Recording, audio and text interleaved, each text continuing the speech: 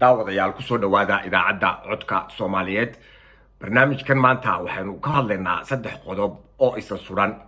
ereyga la yiraahdo federal government, ereyga la yiraahdo maamul goboleed, iyo magaalada caasimadda ee la yiraahdo Muqdisho. maxay dheer tahay Soomaalida, maxay nasiib u heshay mise waxaan ay haysato dhaxal bay u heshay? waxaan baryaha arkayay dad fara badan oo siyaasiyiin ah oo ama mucaarad ah ama muxaafad ah oo nin waliba saddexdan erey dhanka uu doono uu u jiidanayo. horey Soomaalidu u tiri hadalkaaga sumad u yeelo. waxaad moodaysay markii erey bixinta siyaasadda aynu galay intii burburka ka bacdi inay wax badan iskaga kan yaaceen, waayo inta badan waxaan maqlaa dowlad goboleed af ay ku saxsan tahay xitaa afka Soomaaliga ma jirto. marka horaan usoo sharxay federalismka barnaamij horaan duubay oo ku noqon maayo oo waqti lumis. dowladdu waa maxay? dowladdu waa degaan, waa geopolitical system, waa degaan, waa dad isku dhaqana ama kala dhaqana, af, dhaqan, dhul, xukun, diin iyo waxay isku maamulaan wadaaga. saddexdan erey isku yaacay ka u dambeeya xagga dambe ka sharaxi doonaa ee federal governmentku maxay qabataa, waxay tahay hore usoo wada sharaxnay. federal government ama dowladda wadaaga marka af Soomaaliga lagu sheego waxa ay qabatay ugu horeysa waxa weeye iyada ayaa khaas u leh national affairska, arrimaha dibadda wixii go'aan laga gaarayo, collecting taxes, ururinta cashuurta federaalka ee guud ee la qaybinayo, providing for defense, xooga ciidamada waddankaasi uu leeyahay militariga ah, iyo waxa mushaharka ku baxayaba. inay lacag soo amaahato ama dowladda ka soo amaahato ama shacabkeeda ha ka amaahatee, inay regulate garayso ama ay nidaam garayso ganacsiga aanu qof kaliya dadka ummadda oo dhan aanu jiirsiinin, aanu wixiisa qaadanin, monopoly noqonin sida waxaan imika ku dhex noolay. creating currency, lacag lagu garto oo waddankaasi leeyahay oo laakiin muctarafka ah World Bank iyo IMF inay leedahay maaha waxaan ay soo daabacdeen heegooyinku ee dadka lacagta lagaga boobo. creating lower courts, inay samayso maxkamado hoose oo isku maamulaan maamul goboleedyadu. declaring war, inay dagaal gelin karto iyadoo waddanka aanu nin kale go'aanka u qaadi karin. iyo constitutional courtka oo ah maxkamadda sare iyo institution oo intaas oo dhan isku haya weeye macnaha wadaag dowladda la yiraahdaa. dowladaha ay wax la wadaagto ee ay maamushaa maxay markaa yihiin weeye su'aashu. waxaa la yiraahdaa kuwa kale territory ama waxaa la yiraahdaa state government afka Ingiriisiga, taas oo macnaheedu uu yahay maamul goboleed ka tirsan gobolada isu tagay, waayo dowladooda isumay tegin. hadday dowladda isu tagaan waxaa la yiraahdaa xulafo ee lama yiraahdo federaal. ereygan khaldan ee la yiraahdo dowlad goboleed iyo madaxweyne goboleed,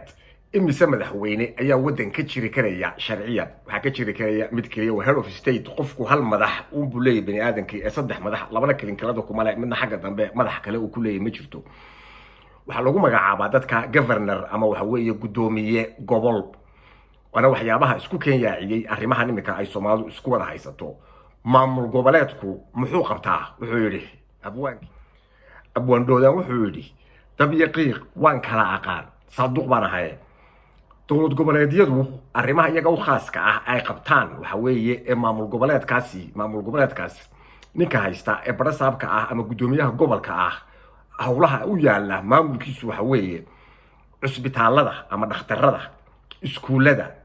wadooyinka aan federaalka ahayn ee wadooyinka dhex mara gobolka uu maamulo ka shaqayntooda, public transportationka, gaadiidka dadweynaha iyo nidaamintooda, public work, shaqada dowladdu ay siisay gobolkiisa uu haysto in dadka loogu qaybiyo sidii loogu talagalay, community service, adeegyada bulshada ee gobolkiisa gudihiisa, sport, ciyaaraha, police, ciidamada bilayska waxay hoos yimaadaan governorka ama gobolka maamulka laga wado marka dambe mayorka hoos tagi doonaan. dowladaha hoose iyo qaybintooda, maamul goboleed walba isagoo hoos jooga dastuurka guud ee la wada leeyahay federalismka ah. dastuur gaar ah oo la yiraahdo dastuurka maamul goboleedkaas ayuu leeyahay oo midba mid ayuu wax kaga duwan yahay, laakiin heer federaal maaha ee waxa weeye heer maamul goboleed ayuu dastuurkaasi shaqeeyaa. dad maxkamad federaal la tagto ka lagu qaadi maayo, dastuurkii weynaa unba dib la isugu noqonaya. heer degmo ayaa jirta oo maamul goboleedka hoos timaada. imika wax isku dhex yaaciyay ee shacabkan inoo keenay Soomaalidu isku wada haysato waxa weeye wixii baa la kala wada calaamadin. horey Soomaalidu u tirada aragto laba is haystaa ballantoodii hore ayaa xumayd. muxuu qabtaa dowladaha hoose waayo imika u fiirso maamul goboleed wal oo jira oo imika sheegtaa dowlad goboleed iyo madaxweyne marka aad eegto uu isku wada xayiray duqii magaalada oo la doortay ama aan la dooran reer keensaday oo meel fadhiya haddana barasaab lagu soo kor magacaabay oo governorkii isaga governor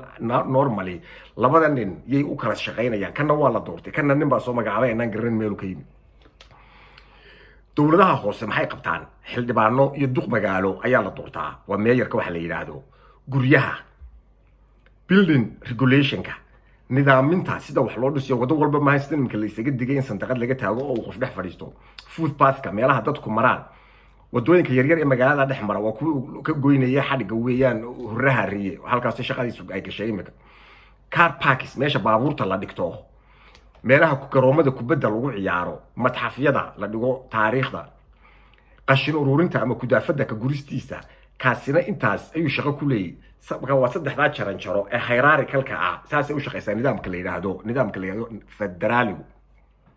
arugalo qodobkii u dambeeyay ee ahayd magaalada la yiraahdo muqdisho ma xaq bay waxaan u heshay ma dhaxal bay u heshay mise nasiib bay u heshay in noqoto caasimad Soomaaliyeed macnaha caasimad macnaheedu waxa weeye tii ugu sareysay magaalooyinka Soomaaliyeed oo dhan caalamka meel kasta tagto marka lagu war xaqaad ka tibaataado Soomaali baan ahay wax u horeeya ee bini aadamka madaxooda ku soo dhacaya waa Muqdisho haddii inta magaalooyinkii la dheereeyay ay intaas dheer tahay oo la sharfay arinta waxa la yiraahdaa haybad hore Soomaalidu tiri haybad Ilaahay ku siiyay habeen la iskama qaado waana laga bedeli karaa ee caasimadu wax muqaddasa oo geedka go'ana maaha waa waxa umadu ku heshiiso marka aruux shakhsiyan waxaan u arkaa in loo sadburiyay in caasimad la siiyay sidoo madaxweynuhu ama madaxweynayaashu ay u maamulaan ugana sareeyaan maamul goboleedyada kuwa xukuumada barasaabada ah ay uga sareysaa caasimadana qiimaheedu mar walba magaalooyinka kale caalamka oo dhan way ka dhul qaalisantay shirkadaha waaweyn oo dhan headquarterskooda ama meesha laga maamulo halka macnaheedu waxa weeye shaqaale fara badan oo aanay xaq u lahayn oo magaalooyinku la qaybsan lahaayeen ayaa halka facility-ga ku soo dhawaada oo yimaada taariikh bay ku yeelataa tay ku yeelataa tiray ku yeelataa dhammaan maamulkii dowladda ayaa fadhiya oo wasiiradii oo dhan ayaa jooga aan tusaale yaro gaaban idiga soo qaato meesha aanu ka soo dheeganay federaalka wadankan la yiraahdo isu taga Mareykanka gobolada Mareykanka isu tagiisa marka aynu eegno waxa caasimadu ah Washington DC maamul goboleedada isu tagay kama mid aha markii federaalka la isku darayay qarnigii 17aad iyo kii 18aad dhexdiisii waxa la magacaabay halkaas inay noqoto xarunta federaalka ee caasimada u noqonaysa state ay ka tirsan tahay ma jiro oo maamul goboleed ay hoos tagto oo kuwa hareeraha ka xiga midna Maarlin iyo kale toona ma ay jirto waxa loo doortaa markaa duq caasimadeed oo qabsada oo meeyar ah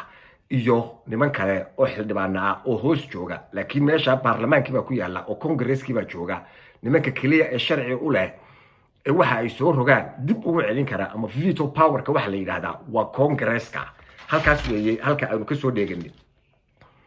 magaalada Muqdisho maadaama ay nasiib ka heshay in jaamacadihii Soomaaliya oo dhan ayadii ku yaalaan muctarafka ahaa wasaaradihii oo dhan iyo dadkii ka shaqeynayay aan nasiib u heshay isbayaashii quruxda badnaa taalooyinkii intaas oo dhan la isugu daray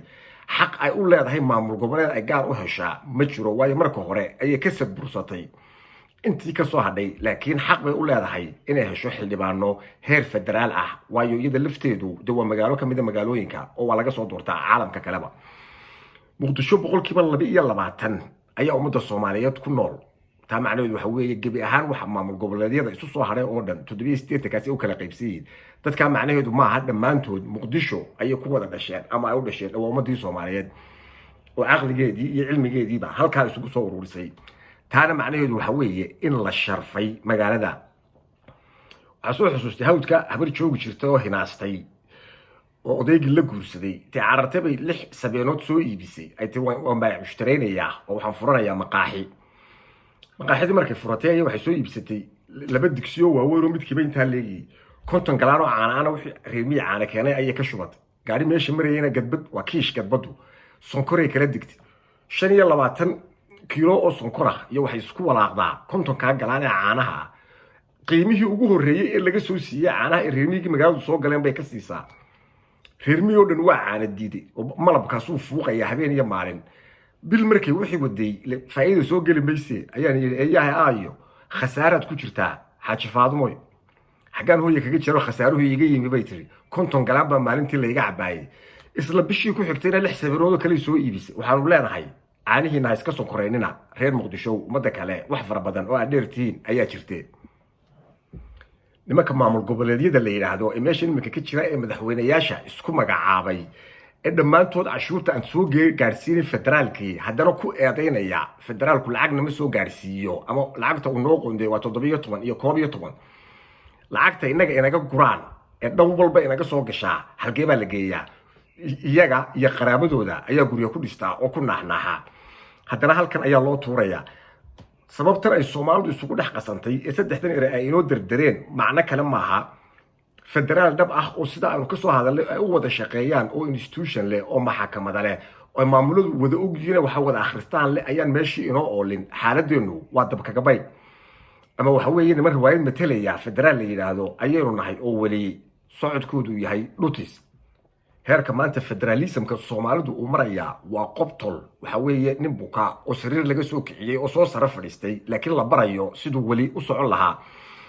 horay Soomaalidu u tiri kabxuma ma hare kablaawe ayaa hara waxay kaloo Soomaalidu tiraahdaa marka weylaha la helo ayaa looda la maala Soomaalidu waxay kaloo tiraahdaa sidaba xeega ku noqotaa ilkana ay ku nabad galaan magaalada caasimadda ah ay umadu xaq u leedahay dhamaanteed iyada lafteeda in badda la soo dhigo halkan ma sii ahaanaysa mise meel kale Soomaaliya la aadaysa way tahay arintaasi arin historia